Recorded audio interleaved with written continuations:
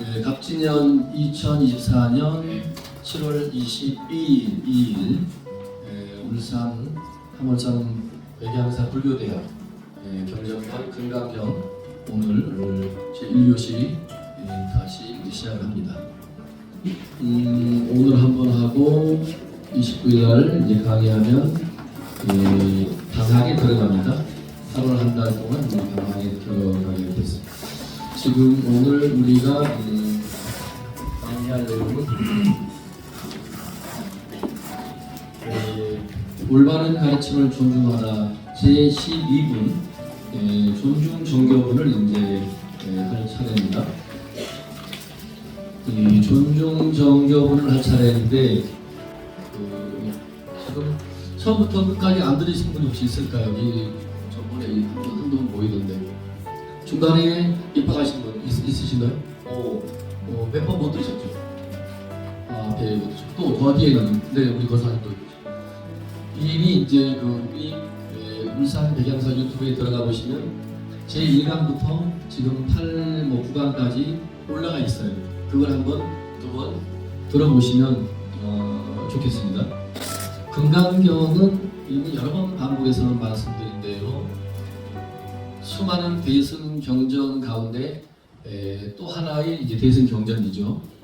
여러분이 지금 머릿속에 금방 입력 안 될 수 있는데 대승 경전은 뭐고 소승 경전이 뭘까 또 갑자기 궁금할 수 있는데 부처님 열반하시고 바로 부처님 말씀을 경전으로 그 당시는 뭐 야자수라든지 이런데 이렇게 다 이렇게 하나하나 글자를 파서 경을 만들었는데 수트라라고 인동을 하는데 그 초기 경전들이 지금도 그대로 전승되고 있는데 그거 말고 부처님 열반하신 이후에 100년, 200년을 전후해서 자연스럽게 수행자 중심의 산중불교, 수행자 스님 위주의 수행자 위주의 수행 불교를 장로 불교라 해서 일명 상자구 불교라고 해요. 따라해보세요. 상자구가 이제 그 근본 불교, 초기 경전에 근거한 그리고 그 초기 경전에 근거했다는 말은 무슨 말이냐?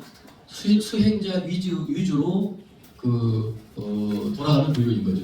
그리고 제가 불자님은 수행자들을 외워하고 공양물을 제공하고 우리는 가족 생활을 사회생활하면서 스님들처럼 전문으로 못하니 우리보다 전문으로 하는 스님들을 우리가 먹는 음식, 의복을 제공하면서 또 다른 이제 복을 짓는다는 의미도 있지만 저분들이 깨달아서 아라한가를 성취해서 우리들을 또 그런 깨달음의 세계로 이제 인도해 준다고 믿는 거죠. 그러니까 요즘 식으로 말하면 그것도 윈이 되는 거예요. 서로가 서로에게 이익이 되는 거지.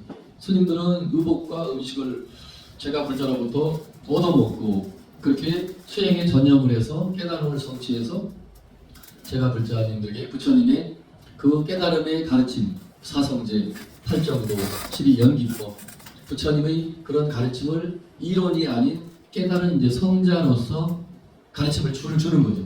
그러니까 또 제가 불자도 거기에 만족을 하는 거죠. 와, 우리가 스님들에게 공양도 바치고 옷도 주고 했는데 또 스님들은 우리에게 어떤 정신적인 자양분, 어떤 영적인 어떤 진리로 부처님의 진리의 말씀을 우리에게 전달해주고 전해주니까 그럼 서로 만족하는 거예요.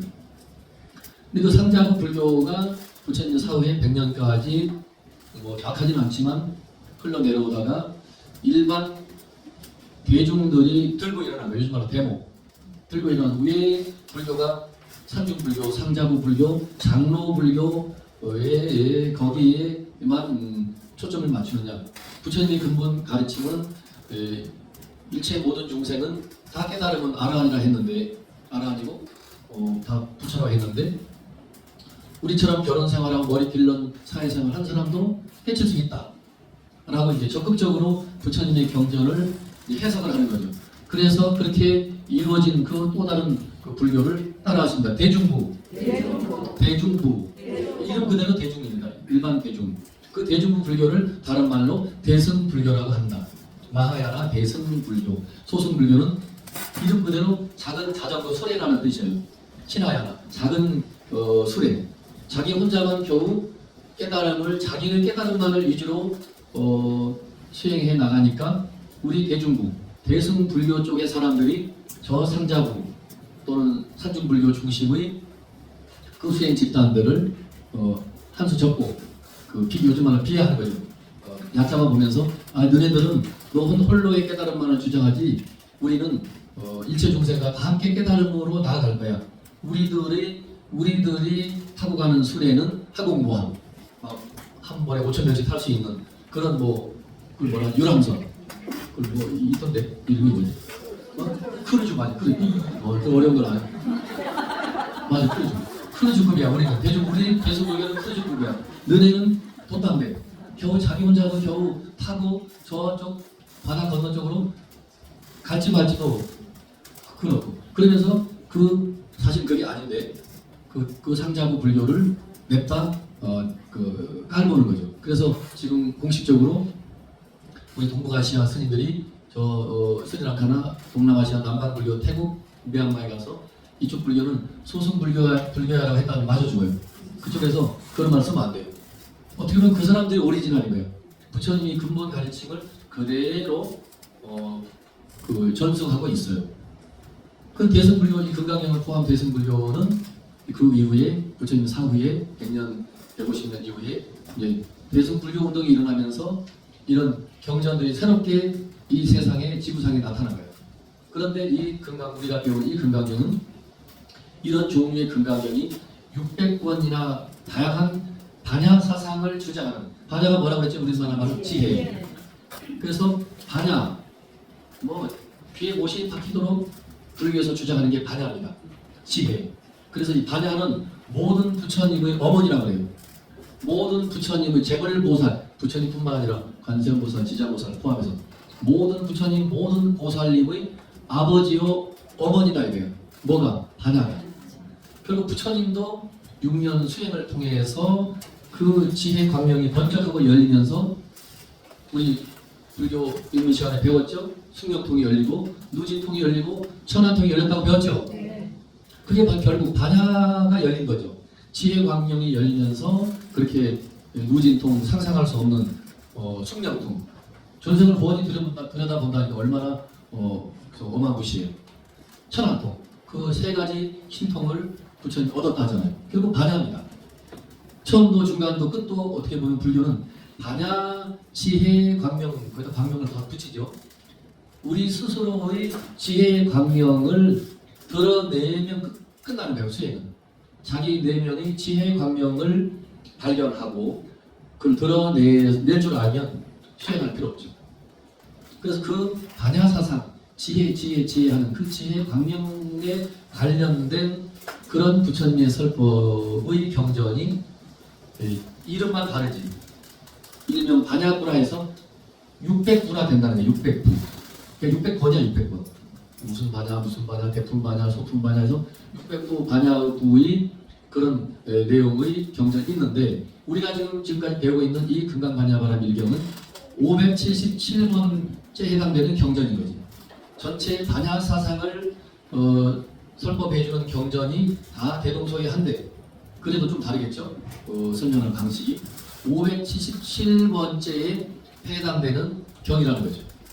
그리고 우리가 여러분 다 배우는 반야신경은 이 금강경을 보다 조금 더 그 뒤에 나온 거예요. 이 금강경을 우리가 쉽게 설명해서 금강경 5120 몇 차가 이 금강경을 축소판이 반야신경이다 말을 하지만 실제 그렇지는 않아요. 왜냐하면 이 금강경에서는 이미 여러 번 읽어보신 분들은 아실 수도 있는데 빌공자 공이라는 말이 단 한 번도 안 나와요. 공 안 나와요. 근데 반야신경은 빌공자가 한 20번 이상 나올걸. 몹쓸 문자도 그렇게 많이 나와요. 그냥 무공 전부 부정 하는데 부정하고 일체가 없다라고 하는 것은 금강경하고 똑같긴 한데 그래서 이 금강경 초기 모든 학자들이 이거 금강반야바람 일경은 대승불교의 초기에 만들어진 경전이다라고 전문 학자들이 언어학적으로 문헌학적으로 서지는 이제 이게 얼마나 오래된 책인가 이런 거 인도에서 들어온 그 빨력 책들 그런 걸 다 연구해보고 또 인도 빨려 산스크리트어 그런 걸 많이 전문가 연구해 보니까 이 금강경의 오리지널이라 할 수 있는 그 쓰여져 있는 그 빨려 경전의 그 언어 문자를 구사하는 것을 자세히 연구해 보니까 아 이거는 대승 불교의 시작기에 만들어진 경이다. 그래서 더 좋게 말하면 순수한 대승 불교의 순수성이 그대로 나타나 있는 경이라고 설명해요. 그리고 전번 시간에도 말씀드렸다시피 이 금강경을 읽어보면 여러분들에게 우리 백양사 지금 불교회관을 지으니까 기와자 한장 시주하면 복을 받습니다. 이런 말이 여기 한 줄도 안 나와. 안 나와 진짜로. 절대 오히려 돈 가져오면 금강에서 벼락을 치는 거예요. 돈을 절에 왜 가져와? 그런 식으로 답변이 되는 거예요. 이해되죠? 전번 시간에 그랬잖아요. 항하의 모래수, 우리나라 보면 이제 한강입니다. 근데 왜 항하를 인도, 여러분이 책에도 보기 있으면 설명해놨지만 항하수의 모래는 마치 밀가루와 같이 그렇게 곱답니다. 그러니까 더 숫자가 많은 거지. 한강 모래알이나 명사신이 바닷가 모래보다 입자가 더 고와서 그러니까 더 숫자가 많을 거 아니에요. 그 어마무시한 항하의 밀가루 같이 그렇게 입자가 아주 거의 보이지도 않을 정도의 밀가루 같은 숫자의 그런 숫자만큼이 이 우주에 또 무한히 있다 이거예요. 그 무한히 있는 그 무한한 세계에 무한한 중생에게 내가 1kg짜리 금덩어리 하나를 다 나눠준다 하자고요. 그 공덕이 얼마나 되겠노? 기환장만인 지조에도 공덕이 엄청나다 했는데 그 상상이 안 되죠. 오 진짜 굉장하다 했는데 금강에서 그냥 싹둑 잘라버리잖아요. 그거 별 볼 일 없음. 유익법이야. 그 복은 여기 무기심 설명 잘 해놨던데 우리 세상 사람들은 세상 사람들이 이제 추구하는 것은 여러분이 인정하셔야 돼요. 불교에서 그걸 잘 설명해놨어요. 그냥 경봉 스님 저의 노스님이죠. 노스님 표현을 드리면 더 쉽게 설명할 수 있는데 인간은 돈 아니면 사람, 사람 아니면 돈. 그 두 가지의 일생을 우리는 올인하고 살아요. 다른 말하면 요즘식으로 말하면 권력을 뭉쳐쥐고 재물을 뭉쳐쥐는 거죠. 그 두 가지에 목숨을 거는데 우리 불교에서는 그걸 어떻게 설명하냐? 재색, 식수명, 오용락이라고 해요. 그것도 멋진 표현이에요. 같은 말입니다. 권력과 재물, 경봉스님 말씀이 하면 돈과 사람, 경봉스님 돈이라고 하고 사람 아니면 물질 아니면 사람의 우리는 노예가 된다라고 경봉스님 옛날 스님이니까 물질이 하나 돈이거든요. 돈 아니면 사람, 사람 아니면 돈 때문에 울고 불고 웃고 한다 이거죠. 근데 우리 부처님께서는 더 자세하게 5가지 욕망으로 우리 인생 100년은 살아간다. 뭐냐? 아주 자세하게 세분했어요. 재물에 대한 욕망, 또 이성에 대한 욕망, 그 다음에 식욕. 지금 여기 저녁 굶기면 난리 날 거예요. 하루 한 끼 먹으려면 막 전쟁 만나, 부부싸움 합니다. 내가 어떻게 번 돈인데 하루 세 끼를 다 먹고 이러면 이혼해야 될 거예요. 전쟁 나. 그러니까 먹는 게 그렇게 중요해요. 재물, 이성, 식욕, 그 다음에 수면, 명예예요. 이걸 뚝 잘라서 그냥 돈과 명예, 돈과 권력. 이걸로 우리 인생은 목적으로 삼고 살아간다 이거죠. 부처님이 그 돈과 명예, 권력을 나쁜 거야 라고 말씀한 거 아니에요. 오해하시면 안 돼요. 당연히 필요한 건데 부처님이 깨닫고 보니까 그거 다 유의법이야. 금강경식으로 보면 유의법 한계가 있는 거예요. 그래서 이 세상 사람들은 오욕망의 쟁취 그거를 얻기 위해서 쉽게 말하면 육상 1등을 하나 세우고 싶어서 자기 일생을 거기에 올인하는데 이 여기서 설명을 잘 해놓으셨더라고요. 이 세상에 금생에 열심히 돈을 벌려고 해서 벌고 그 다음에 또 다음 생에 또 태어나서 벌어놓은 돈 열심히 또 까먹고 쓰고 또 태어나서 다 까먹었으니 은행 통장이 빌간다 그죠? 다시 은행 통장을 채우기 위해서 또 열심히 개미같이 일하고 그래서 3생을 과거의 생, 현재 생, 미래 생 3생을 통해서 이 얘기 내가 아까 읽었다는 좀 전에 여기 들어오기 전에 책을 사실 거의 안 봐요. 책을 보면 내 얘기를 못하겠다 싶어서 가능하면 안 봐요. 근데 우리 큰 스님이 어떻게 말씀하셨나 하고 안 보는 게 뭐 훌륭하다는 뜻은 아니고 당연히 봐야죠. 여기 앞에도 지금 책을 여러 번 펼쳐놨잖아요. 여기 와서 이제 이렇게 펼쳐놓고 뭐를 해줘야 되나 이럴 뿐인데 그 얘기가 꽤 솔깃하더라고요. 경복 노스님 말씀처럼 사람 아니면 물질, 물질 아니면 사람에 우리는 그 울고 불고 일생을 살아간다 이거지. 같은 말이에요. 우리 스님은 우리 인간의 삶을 들여다보면 그 결국 열심히 이 돈을 벌고 한 생은 열심히 벌고 다음 생에 또 태어나서 열심히 쓰고 또 닦아먹고 다음 생에 또 열심히 저축하고 끝없이 그런 그 윤회를 반복하는 도욕망을 위해서 끝없이 갈구하고 추구하고 모으면서 죽고 또 태어나고 그렇게 우리들이 살아간다 이거죠. 근데 불교는 또 금강경은 그게 아니에요. 활을 하늘로 허공으로 쏘면 그 쏘았을 때 그 힘에 의해서 하나씩 올라가는 척 하다가 그 힘이 닿으면 떨어져요. 유인법은 그 우리가 모양이 있는 그 법은 반드시 그 힘이 닿으면 떨어진다라고 이제 금강경에서는 가르쳐 주고 있어요. 그러나 무위법, 금강에서 말하는 무위법은 그 어떤 조작하지 않는 그 천연 그대로의 이제 말씀을 이제 금강경에서 합니다. 그런데 그 자세히 들여다보면 그 무위법이 다른 것이 아니고 그 육조행승이 깨친 것처럼 응당히 머무른 바 없이 어디에도 집착하지 말고 당당하게 너의 청정한 마음을 내어서라 이거죠. 자기 스스로에게 있는 자기 내면 속에 청정한 그 불성, 불교말로 반야생명, 자기 지혜 강명을 내어쓰는 그 자체가 무예법을 실천하는 거죠. 그거를 이제 금강경에서는 강조하고 있고 처음부터 끝까지 그러기 위해서는 끊임없이 우리들에게 이 현실 세계나 현상 세계에 대해서 집착하지 말게 하는 거죠. 나라는 소견도 그거 다 부질없는 거야. 너 상대에 대한 소견, 즉 나는 주관에 대한 견해, 객관에 대한 견해, 일체 중생에 대한 견해, 또 뭐 오래 산다, 일찍 죽는다, 수명에 대한 그 어떤 시간 관념이죠. 시간에 대한 뭐 100년 사나 120년 사나 결국 우리는 사라지고 말잖아, 그죠? 그러니까 그런 것에 집착하지 마라 하시면서 결국은 이 금강경도 그 반야, 금강 반야 바라밀이니까 반야 바라밀, 반야 지혜로 자기 스스로의 지혜 강명을 끊임없이 우리들이 그 깨닫기를 요구하는 거죠.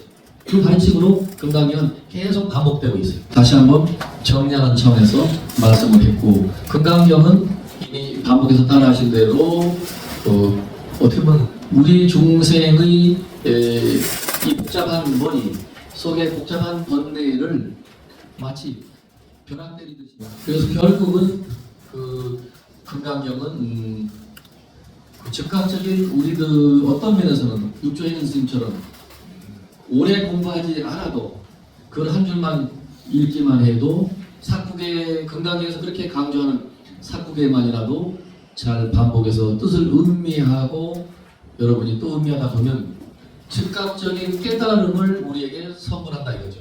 그래서 제가 따라하시라고 했죠. 금강경은 도노경이라고 그죠? 따라하십니다. 도노경. 즉각적인 깨달음의 경. 또 무상경. 모양이 없는 경. 또 무념경. 청정한 마음의 경. 무념이라니까 아무 생각이 없는 게 아니에요. 청정한 마음이 무념인 거죠. 그 다음에 이제 어디에도 머무르지 말아 해서 무주경, 그죠? 무주경 이렇게 여러분들에게 설명했고, 또 한편으로는 묘유경이라고 하죠. 묘유. 결국 반야 지혜 광명의 있다 없다를 떠나서 반야 즉 지혜 광명이 드러나면 그거를 묘유라고 해요. 눈에 보이는 건 아니에요. 지혜가 어디 눈에 보이나요? 안 보이죠. 그런데 그 반드시 무념, 무상, 무주가 금강경의 핵심이면서 무념, 무상, 무주를 깨닫는 것을 지혜라고 그러고, 그 지혜 광명이 드러나면 저절로 미묘한 지혜 광명은 있는 거니까 여러분 스스로가 깨치고 나면 깨달음이 이거야 라고 내보여줄 수는 없지만 분명히 다르거든요. 같은 경을 읽어도 깨달음이 있은 후에 경을 보는 거하고 깨달음이 없는 상태에서 이론으로 지식으로 이해하는 금강경하고 내가 금강경 한 줄을 읽고 손뼉을 치고 와, 이 금강경에 이런 가르침이 있구나. 그리고 자기가 깨달음을, 그 깨달음이 지혜거든요. 그러면 그 깨달음 자체가 미묘하는 묘자, 이슬주자, 묘유가 되는 거죠. 그래서 금강경에 묘행무주본이 있었죠. 네. 묘행무주본, 묘행무주. 그러니까 무주, 무념, 무상이 얻지 않고는 무념, 무상, 무주의 지혜가 나타나지 않고는 묘행은 죽었다 깨어나도 있을 수가 없는 거죠. 여러 우이나 천하, 무념, 무상, 무주의 지혜가 이제 언젠가는 이렇게 즉각적으로 이 소리 들리죠? 이렇게 이 손을 한번 내려치는 사이에 깨치는 때가 있는 거지. 그러면 이제 여러분은 그 역대 도인 스님들 말씀 표현을 드리면 그냥 모든 게 묘행인 거예요. 그래서 스님들이 하는 말을 그 도인 스님들 말을 허투루 들으면 안 돼요. 그럴 때는 무념무상 무주의 지혜가 나타난 그 사람들은 밥 먹는 게 다 도인 거지, 묘행인 거지. 달리 말하면 똥 누고 오줌 누는 게 다 도라고 하는 말이 그 말이에요. 무념무상 무주가 되지 않는데 똥 누고 오줌 누는 게 도일 수는 없죠. 그게 됐을 경우에는 일체가 도 아닌 게 없음. 처음에는 이게 무슨 말인가 저도 했어요. 근데 저도 이제 손뼉을 치고 아하, 그렇다고 제가 깨달은 건 아니고 또 저를 또 엄청나게 보시면 안 됩니다. 자, 1교시 마칩니다, 여러분. 제 활임산책 그 262쪽을 제가 제 방에서 여러분 안 펴셔도 됩니다. 262쪽을 오늘 금강경 강의하러 가면 이건 한번 보신 분이 있겠지만 읽어드려야 되겠다 하고 제가 책갈피를 뽑아놨어요. 262쪽 시험에는 안 나오니까 또 그걸 외워가지고 집에 가서 봐야지 안 하셔도 됩니다. 금강경 정신은 듣고 그냥 잊어버려야 돼요. 그죠?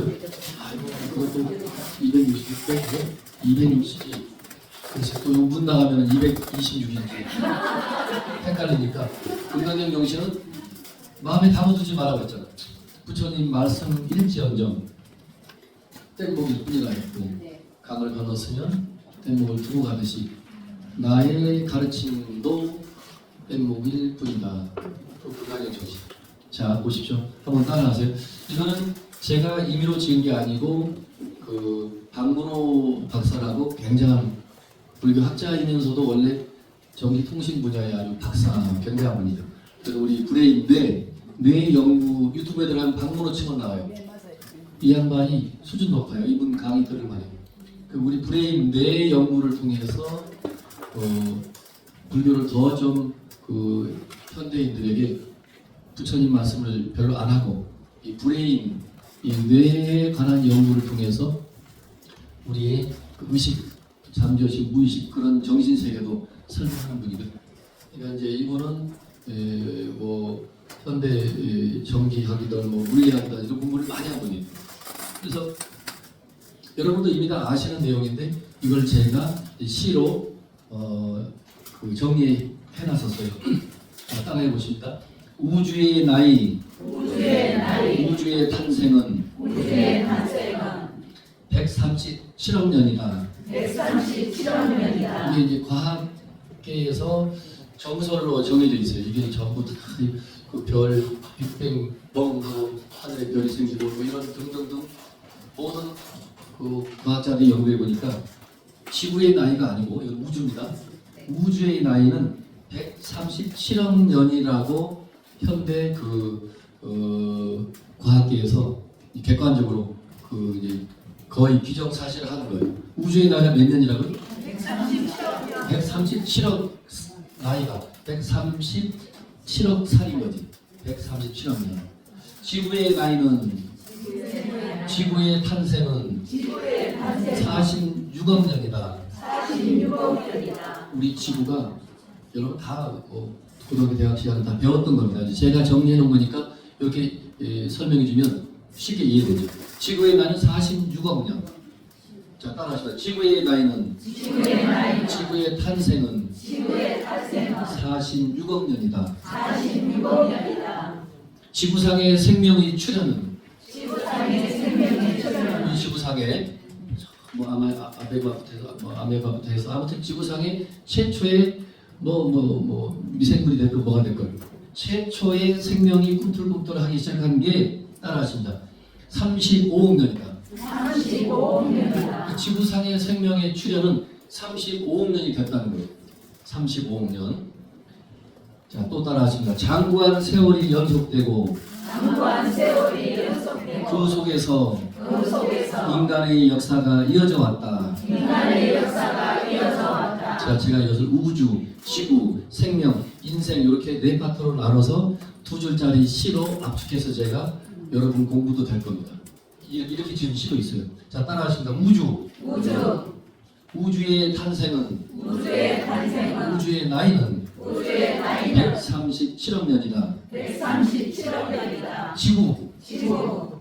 지구의 나이는 지구의 나이는 지구의 탄생은 지구의 탄생은 46억 년이다. 46억 년이다. 생명. 생명. 지구상의 생명의 출현은 지구상의 생명의 출현은 35억 년이다. 35억 년이다. 인생. 인생. 장관 세월이 연속되고 장과 세월이 연속되고 그 속에서 그 속에서 인간의 역사가 인간의 역사가 이어져 왔다. 이어져 왔다. 지구가 결국은 지구의 나이는 35억 년, 35억 세가 되는 거죠.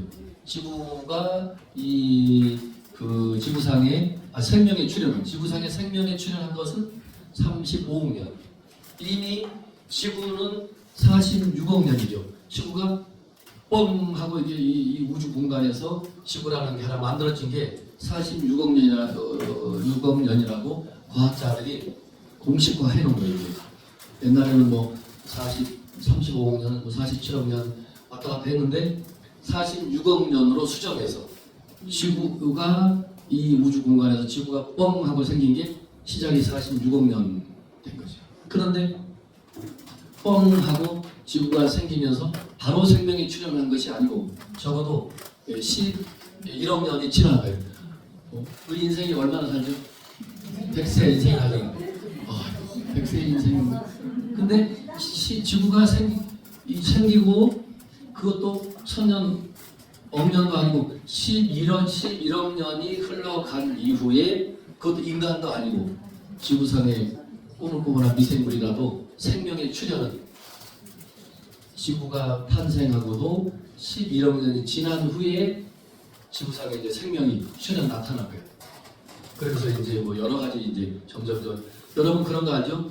그 우리 지구가 어떤 그 빙하기를 만나서 지금 이제 앞으로 또 새로운 빙하기가 오면 지구가 절멸한다 이런 말도 있잖아요.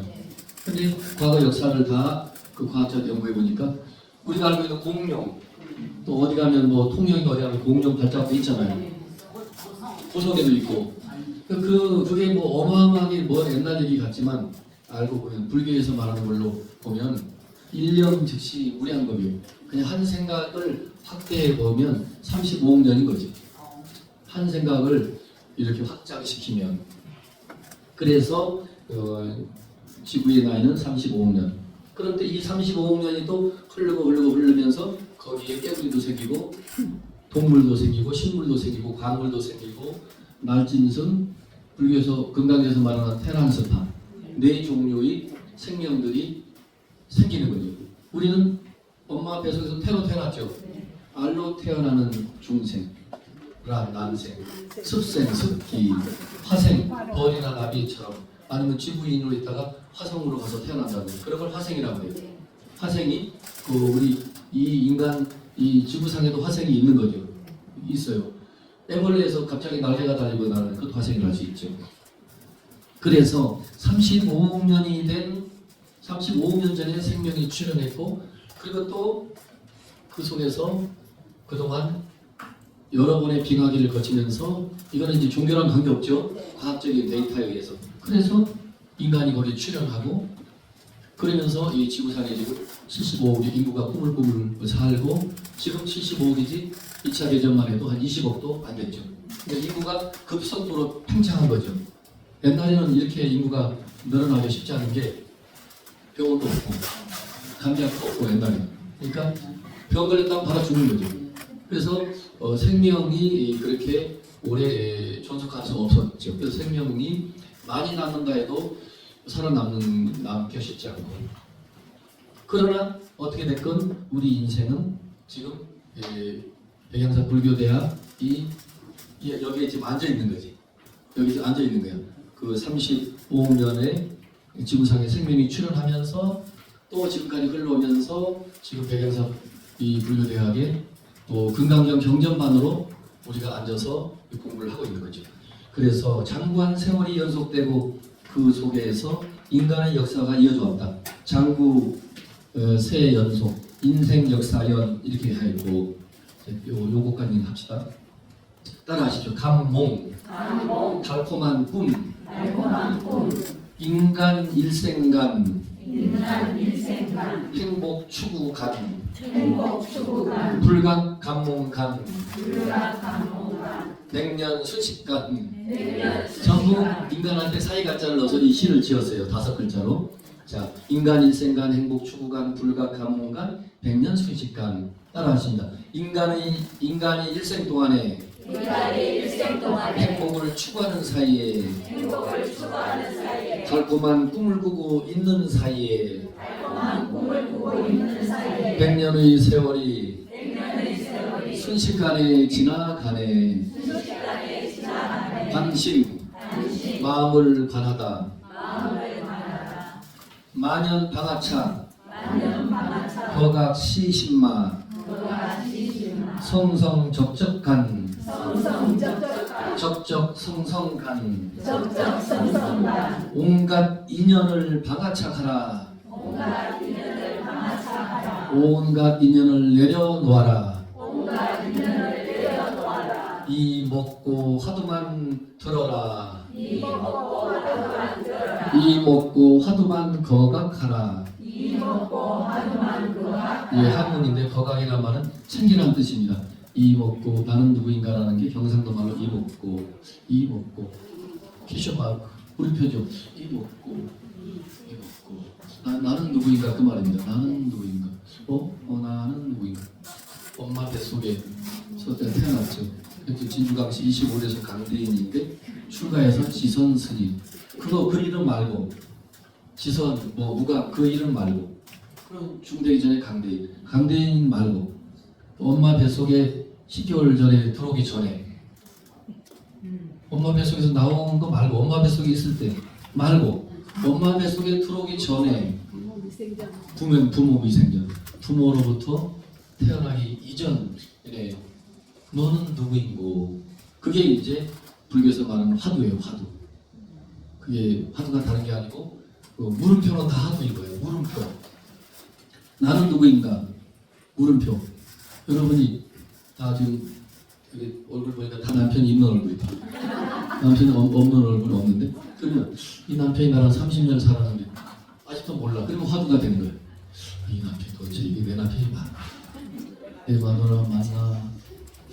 도시 알 수가 없네 하고 의심을 하고 퀘션마크를 붙여놓으면 그것도 화두가 되는 거예요. 자, 이 사람이 내 사람이 맞나? 화두라는 건 다른 게 아니고 의심 덩어리가 화두인 거예요.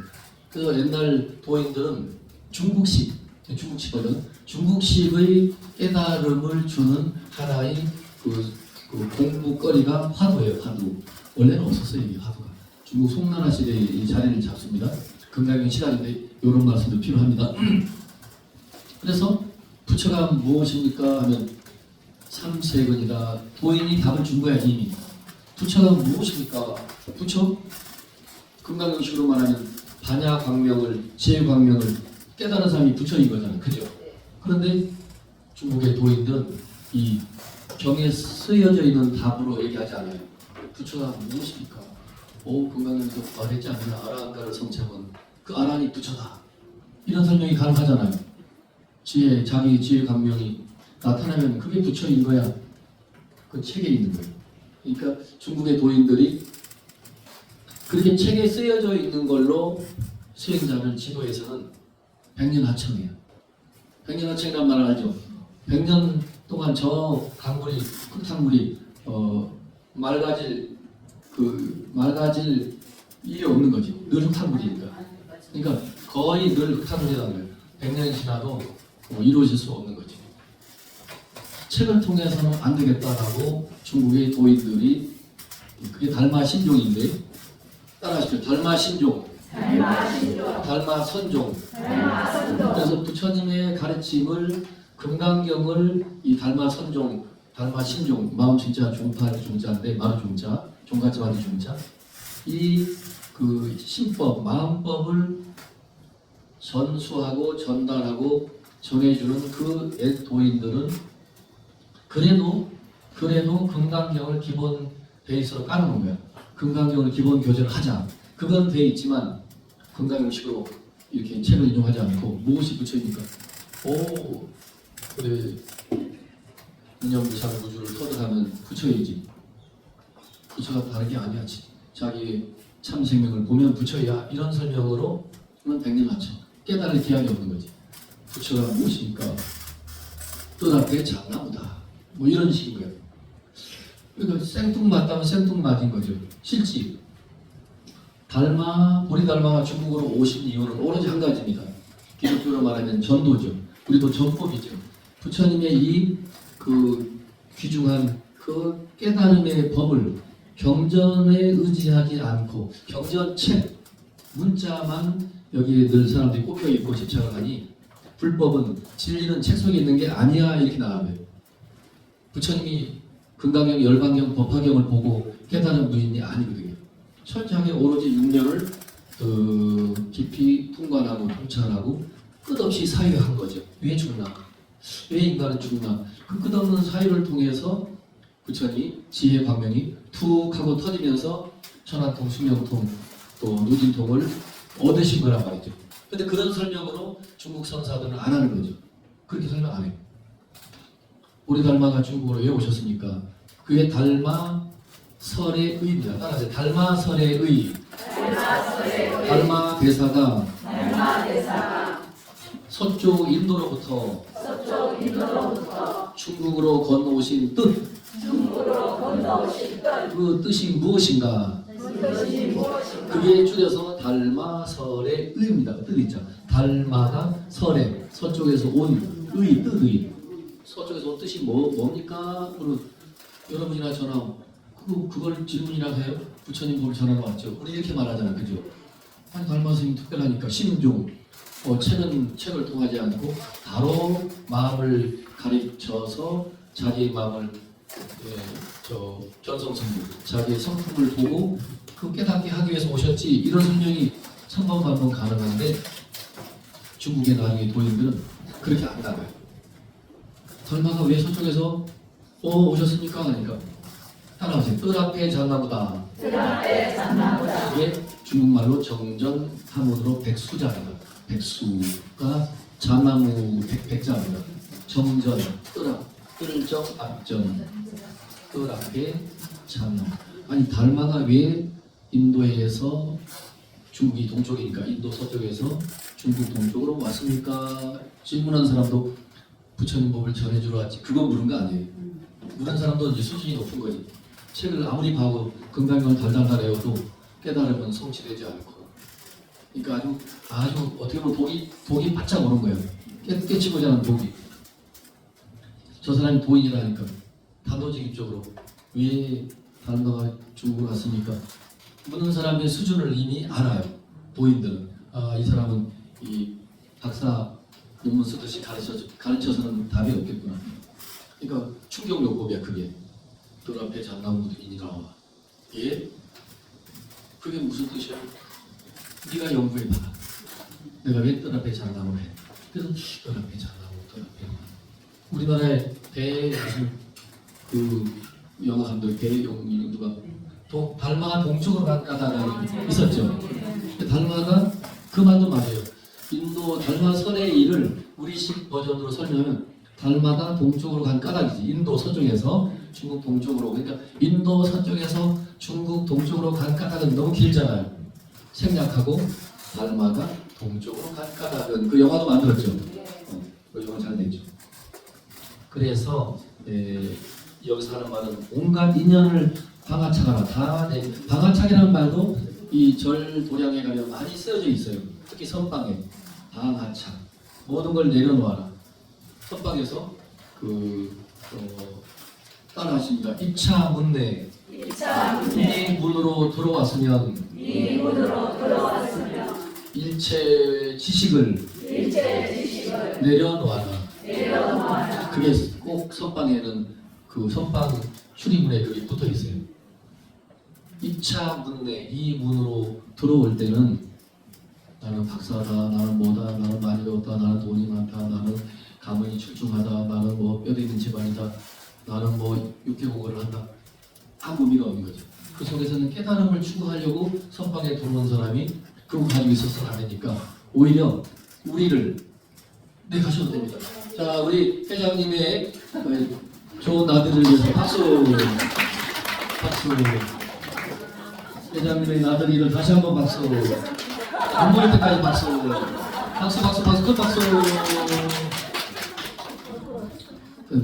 왜 자꾸 나 저를 쳐다본가 했더니 나가 타이밍을 놓쳤네. 그래서 2차 문내 막존 지혜라는 게 대한민국 모든 선언에 가면 대체적으로 그게 써 있어요. 여기는 마음을 견성성불, 자기의 진실여여한 자기 자성을 찾기 위해서 요즘식으로 말하는 명상인데 참선하고 왔는데 책도 안 보잖아요. TV도 안 보고 신문도 안 보고 오로지 최소한 하루 8시간 앉아서 어째서 뜰 앞에 잣나무나 했을까? 아니면 이 먹고 끝없는 호흡을 통해서 하루 최소한 8시간을 어째서 뜰 앞에 잣나무나 했을까? 달마가 동쪽으로 간 까닭을 물었는데 어째서 뜰 앞에 잣나무라 했을까? 어째서라는 그 물음표 하나만 붙는 거죠. 그걸 가지고 근데 거기에 뭐 나는 뭐 부자요, 나는 뭐 빌딩이 10채 가지고 있고 다 의미가 없죠. 다 그래서 도를 배우러 가는 그 도를 닦는 어떻게 보면 수련관이죠. 수행처소 선언에서는 우리들이 밖에서 어떤 권력과 명예를 다 가지고 있다 해도 그거 내려놓고 오라는 거지. 무장해제시키는 거죠. 그걸 촉칼로 갑옷을 입고 들어와서는 공부가 안 되는 거죠. 공부 안 돼요. 마음 공부는 그거 다 내려놔야 돼요. 그 도치장스러운 이 갑옷, 그 무겁잖아요. 전쟁에 있는 갑옷. 그거 다 무거운 갑옷 내려놓고 그야말로 가벼운 차림으로 어째서 뜰 앞에 장담을 했는가. 그걸 하라는 거예요. 한번 따라하십니다. 온갖 인연을 따라차하라. 내려놓아라. 다만 이 먹고 화두만 챙기고 챙겨라. 성성하고 적적하게 보라. 적적하고 성성하게 보라. 이게 이제 화두 공부하는데 핵심입니다. 따라하세요. 성성적적. 적적성성. 의미가 있는 말이에요. 성성은 졸음에 빠거나 그러지 말고 늘 깨어있으라. 깰 성자 2개입니다. 깰 성, 깨달을 성도 되지만 신방변에 별성자 한 거. 그래서 늘 깨어있어라. 그리고 너무 또 깨어있는 상태에서 마음이 붕 뜨면 또 어지러우니까 고요함을 유지하라 해서 고요할 적자 2개. 적적이 성성적적.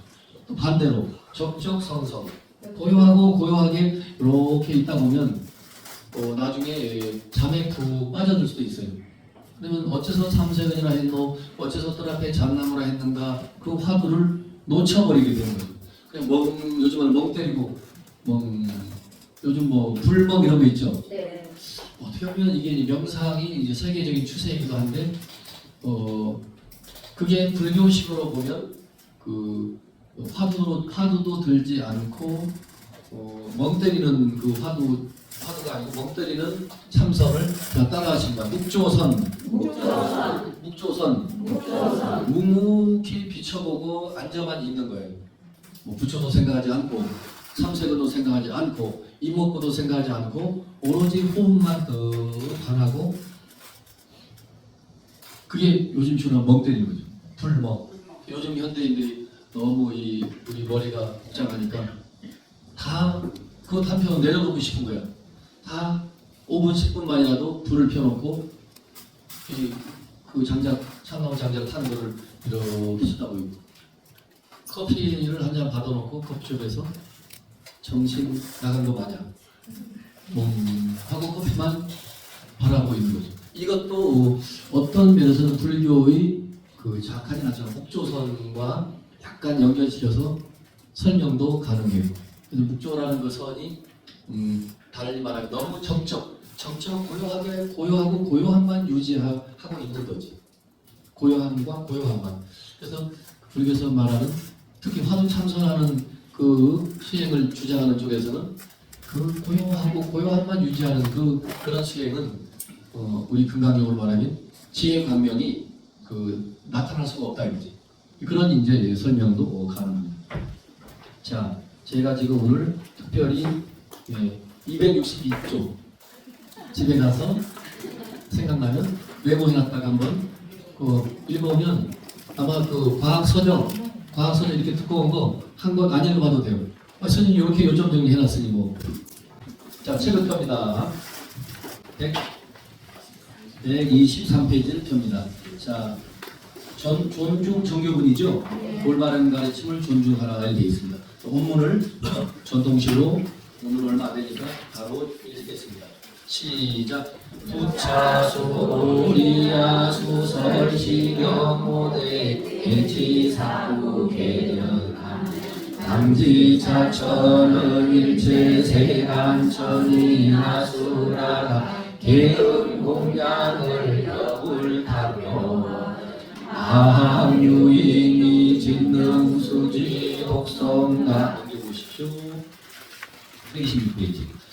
수보리야 당지시는 성취 최상제일유 지법이니라 약시경전 소재 기철은 정기유물가 약존중제자니라. 다 이거네. 자, 그러면 그 한글도 전통시로 읽어봅니다. 또 수보리야 이경을 내서라 대단지 사쿠게 만나더라도 반드시 알라 이곳에는 일체세간의 전신과 사랑 아수라가 다만방이 부처니 무에타대 공양하는 것과 같이 해야 한다. 하물며 어떤 사람이 이 경을 모두 다 지니고 읽고 외우는 일이겠는가. 수보리야 반드시 달라. 이 사람은 가장 높고 제일 가는 유한 법을 성취한 것이 만약 이 병전이 있는 곳이라면 부처님과 훌륭한 제자들이 함께 계시는 것이 되느니라. 자, 23페이지 다시 펴보시죠. 자, 번역을 또박또박 있습니다. 오 수보리야 이 경을 해설하되 단지 사쿠게만 하더라도 반드시 알라. 이곳에는 일체 세간의 천신과 사랑과 아수라가 다 마땅히 부처님의 탑에 공양하는 것과 같이 해야 한다. 하물며 어떤 사람이 이 경을 모두 다 받아지니고 읽고 외우는 일이 되는가. 또 넘겨봅니다. 수보리야 반드시 알라. 이 사람은 가장 높고 제일 가는 시루한 법을 성취한 것이다. 만약 이 경전이 있는 곳이라면 부처님과 훌륭한 제자들이 함께 계시는 것이 되느니라. 자, 오늘 우리가 배우는 부분은 존중 정교분입니다. 부처님의 가르침은 다 정교라고 할 수 있어요. 그래서 일부러 발을 정자를 써서 정교 그럽니다. 정교의 반대는 따라하십니다. 사교. 우리 가끔 무슨 사교 집단 그러죠. 그때 3대를 사자 사교. 사교의 반대가 발을 정자 정교. 그래서 우리가 잘 새겨드려야 됩니다. 사교와 정교도 어떤 의미에서는 종이 한 장 차이일 수가 있어요. 여차하면 사교가 되는 거고 여차하면 정교가 될 수도 있고. 그래서 사교와 정교의 차이가 그렇게 뭐 하늘과 땅 차이로 벌어지진 않아요. 어떻게 부처님 가르침을 잘 운용하느냐에 따라서 이 부처님 가르침도 우리가 부처님 팔만대장경의 모든 가르침을 다 바를 정자 올바른 가르침 정교라고 할 수 있어요. 이해되셨죠? 네. 당연히 이 성경의 가르침도 기독교에서는 당연히 정교라 하죠. 같은 겁니다. 우리는 우리만 정교라고 주장하겠지만 그렇진 않아요. 그쪽 종교는 또 그쪽 종교가 바를 정자 정교라고 하고 자기들이 믿는 그 가르침 이외의 다른 모든 종교를 그쪽에서는 이단이라고 하죠. 사교라고 안 하고 이단. 이설이라는 거예요. 정설이 아니고 올바른 그 설교 설법이 아니고 이설. 그 정통의 가르침이 아니라 이설이라고 그러죠. 불교에서도 특히 금강경에서도 정교 바른 가르침을 이제 존중해야 된다고 강조하면서 이 금강경에서 특히나 여기서 그럽니다. 누구든지 이 사구계를 다른 말로 쉬운 말로 사행시라고 했죠. 그 넉줄의 시로 갖춰져 있는 짤막한 그 경구를 금강경에서는 사구계 그럽니다. 그러니까 사구시라고 해도 돼요. 그 계자는 그 한문에서는 중국 사람들이 개송 계자입니다. 개송. 시라는 뜻이에요. 노래라는 뜻입니다. 그러니까 이게 옛날 그 용어를 쓰다 보니까 개송이 뭐야? 뭘까? 그냥 시입니다. 시. 노래나 해도 돼요. 개송 그러면 송자가 개송 개자 또 노래 송자거든요. 근데 이 금강경에서는 여러분이 수없이 반복적으로 귀에 못이 박히더라 들었을 겁니다. 사구계만이라도 쓰고 또 남을 위해서 설명해주고 사경도 내가 직접 하고 할 것 같으면 그 공덕은 비교할 수 없다 했어요. 여기서도 그렇게 나옵니다. 이거 여러분 잘 새겨드리면 그래서 금강경을 여러분이 다 읽지 않고 야기새겨라 이응성구와 신행사로 불변예대 일체유익법 영몽한 포영 여러영예전 응장여시관 범소유산 개시영만 약견재산지산 집견여대 여등기구 지하설법 여벌유자 법상근사 하한비범 야기새겨나 이응성구와 신행사도 불변여대 이렇게 몇 가지의 사구계가 금강경의 중간중간에 나옵니다. 이 사구계가 아니라도 육조해능스님이 깨달았다는 부분 8글자 응무소주 이생기신 그 8글자만이라도 읽고 절에 갔는데 금강경에 그러는데 이 인생 100년 살아가면서 제가 지구의 역사도 이 우주가 146억 년 전에 만들어졌고 또 지구도 46억 년 전에 탄생했고 지구상의 생명의 출현도 35억 년이나 됐고 그 인간이 또 언제 만들어졌는지 그러나 146억 년이 됐건 뭐 1000억 년이 됐건 불교에서 부처님의 가르침은 다 유의법이고 그 모양이 있는 그 이 모든 태클부터 우주 전체가 다 무상한 존재라는 거죠. 다 사라지고 만다는 거예요. 그러니까 그 집착할 게 없는 거죠.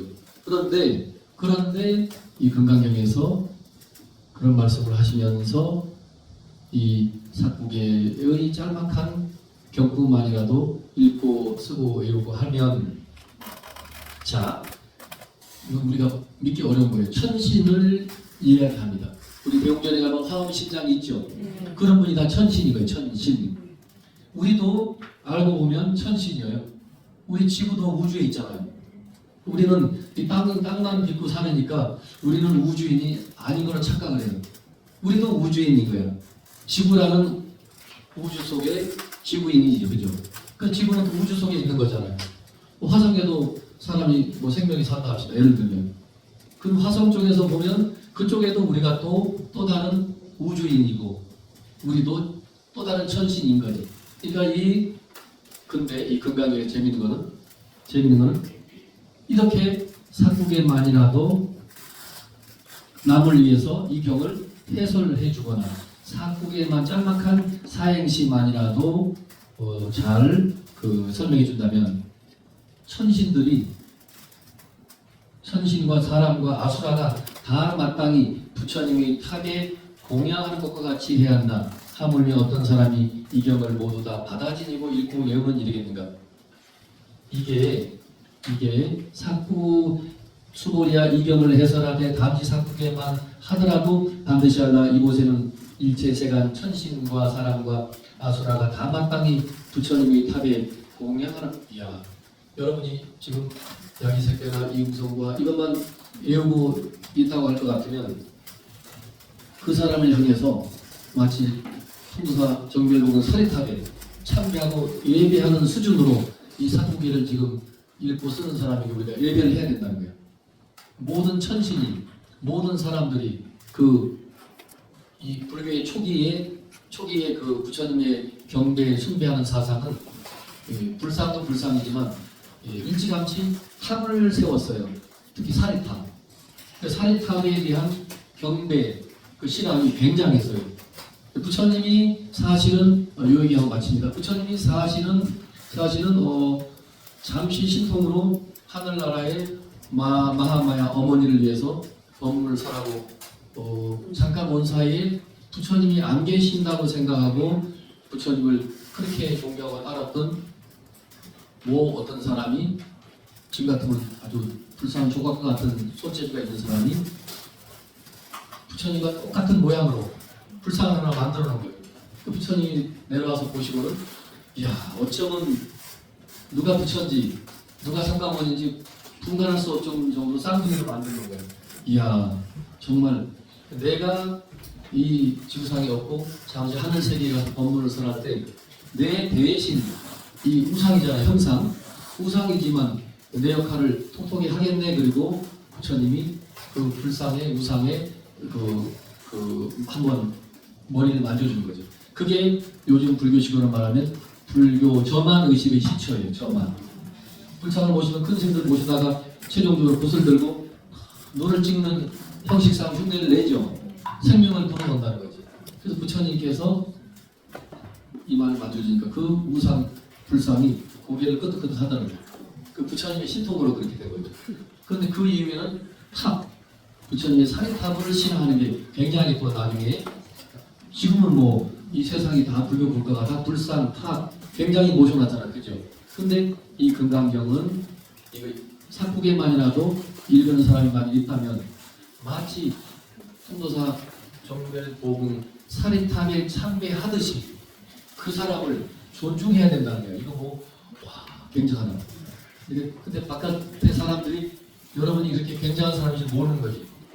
지금 매일 금강경을 읽고 이걸 알면 부처님 사리탑에 절하듯이 길거리 지나가다가 여러분 보면 얼굴에 금강경을 매일 읽는 사람이라고 써 있으면 그냥 땅바닥에 절할 거예요. 와, 부처님, 당신은 부처님입니다라고 할 정도로 이런 이제 가르침이 있고. 자, 마지막 넘겨봅니다. 수보리야, 반드시 알라. 이 사람은 가장 높고 제일 가는 희유한 도를 성취한 것이다. 만약 이 경전이 있는 곳이라면 부처님과 훌륭한 제자들이 함께 계시는 것과 같다. 그러니까 이 경전이 있는 곳은 부처님이 또 부처님 제자가 있는 거와 똑같다는 거죠. 그 정도로 이 금강경은 지금 이제 요 부분에 와서 이런 또 가르침을 우리들에게 주고 있습니다. 오늘은 존중 정교분, 금강경만이 바를 점 가르칠 교, 금강경만이 바른 가르침이 아닌 거고 모든 부처님의 가르침은 모두 다 정교라고 한다. 아셨죠? 오늘 이 강의는 이 정도로 마치겠습니다. 감사합니다.